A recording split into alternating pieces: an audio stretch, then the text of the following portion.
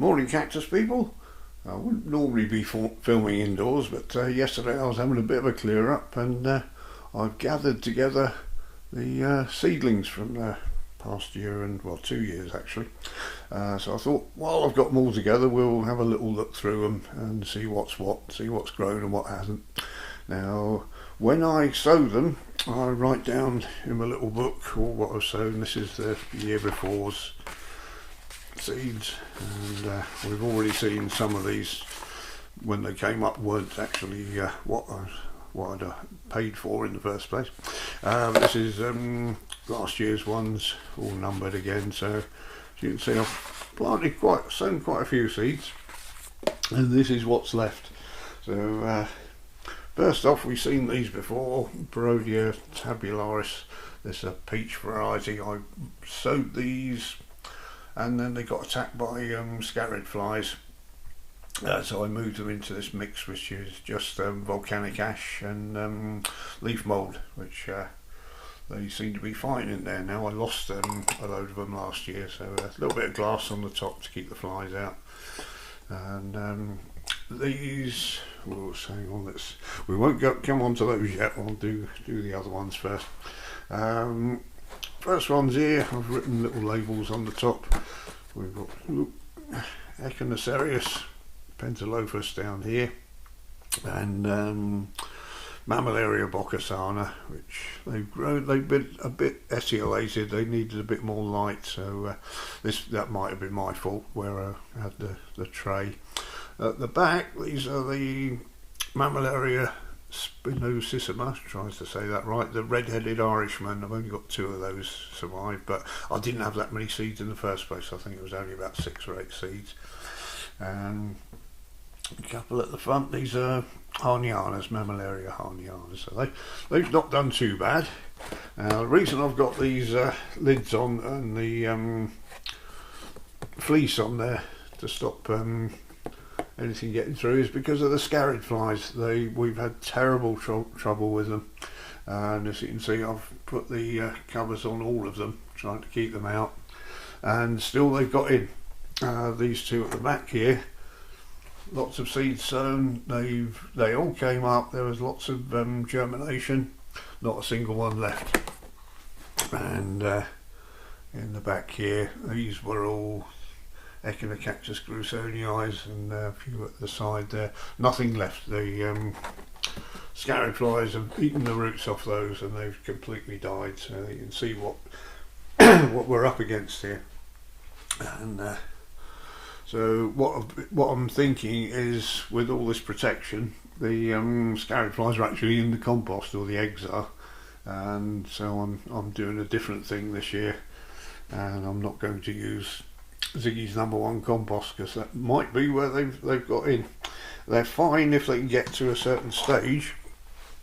Like these, there's a few left on in each tray there. I didn't actually write down what these are, unless I moved it. It's when they're very small. The scarab flies see them off.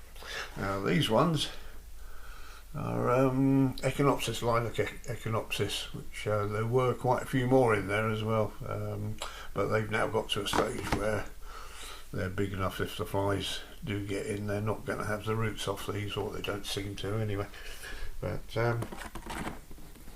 yeah, it is a bit disappointing. Cactus variada. So I mentioned these a while back, and I think I got the trays mixed up because these are 38As, and I think I was looking at tray 38. These are the ones that have survived from the Canary Islands, a packet of mixed seeds from the cactus gardens out on the Canary Islands that a friend kindly brought back. We've got a few there. I think most of those are grusonii, but that's better than nothing. And here we've got 1 left out of that tray, and these were a mixture of Echinopsis and Mammillaria boccasana, and there's 1 there, it's probably a boccasana. At the back we've got Machidae. Which one's that? Down here there's about 3 in there, and These ones, Mammillaria gemispinus, these are the seeds from the cactus that our viewer Just Fade sent us. Thank you very much for those. And they've survived alright, which is good. And we've got a few Boccasanas in the corner there. Boccasanas seem to survive quite well. What we got here, oh, these have actually got name labels on. Echinocactus grusonii, and these are the Aureus seeds that I was pleased about, the ones I got from Germany last year, and I'm well pleased. There were many more that germinated. Then I noticed some scarred fly larvae in there, so I took some of the biggest ones out and sprayed the tray with meth. So you've got to be careful with meth so it's all evaporated before you put the lid back on, otherwise it kills the plants. But those have survived, and the ones I transplanted, which I wouldn't normally do at this stage, I've done fine. These have had no protection against the flies, so they're obviously big enough to withstand them now, so they're all fine, which is a bit of good news. So there we go. Did we do that one? Yeah, we did. Oh no, we didn't. That's Echinocactus grusonii again. This was full of them last year. It had dozens of seeds in there. These were the seeds that again were brought back from the Canary Islands for me, and unfortunately we've only got 1, 2, 3, 4 left, which is a bit of a shame. So yeah, I think we did that one, didn't we? So there we go. I say I'm going to try a different mix altogether.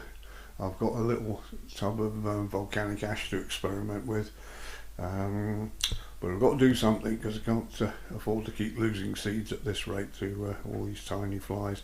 I took Newman's advice with the little strips of sticky traps in each one, which I've taken out now because they'd actually done the job and were covered in them. But it only takes one lot of eggs in there to take all the roots off your seedlings. So there we go, a cautionary tale. So thank you very much for listening to my waffle.